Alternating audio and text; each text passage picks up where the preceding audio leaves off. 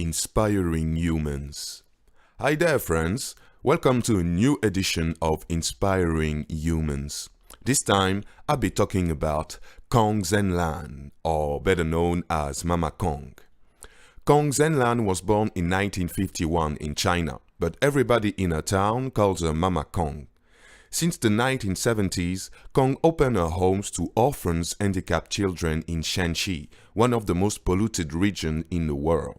Northwest China's Shanxi province is one of the most polluted provincial capitals in the country because of the massive coal mining industries existing there. The severe air pollution has affected our outdoor activities. We dare not to do physical exercise. Once, a performance in our university was cancelled due to heavy smog, said one of the inhabitants of Shanxi. These pollution problems caused many health issues and an increasing number of handicapped babies. Coming back to Mama Kong, she has adopted over 40 children in the past 40 years. The date of each kid's adoption marks his or her birthday, with the youngest being only 1 month old and the oldest 27 years old. Many of the adopted kids were abandoned because of their physical or mental illness. She cares for the children despite of her own back conditions, cause you have to know that Mama Kong herself is handicapped as well. Damn! On the 40 children, only 4 of them are biologically her own.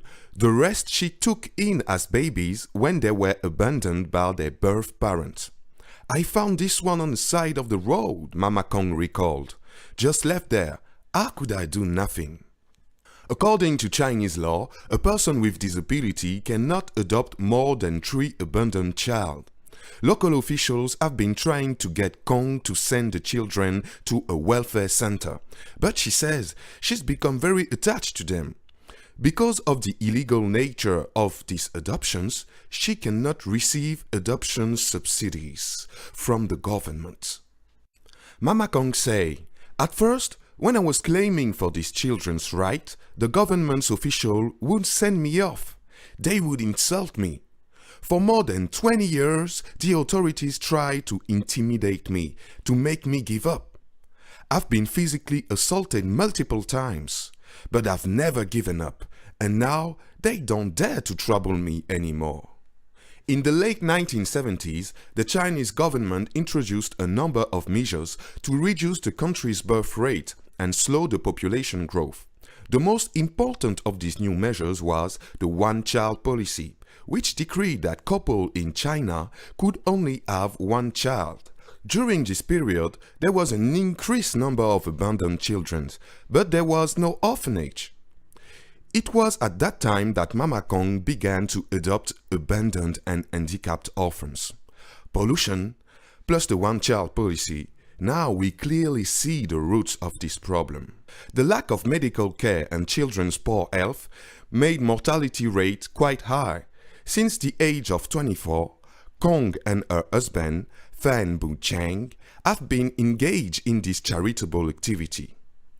11 of their adopted children have grown up to live independently and support their mother's charity. "We owe her a lot," said one of them.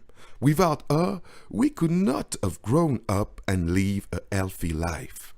In China, such babies are cause for shame, Mama Kong explained.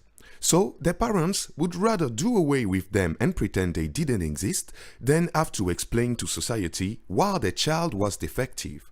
Her family used to live off the 8,000 square meter land they tended.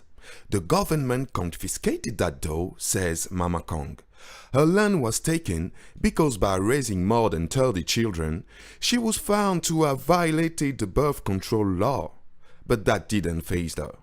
She begged, she pleaded, she charmed, and through the seeming force of her will, she managed to get the local government to issue papers for at least most of the children so they could get an education.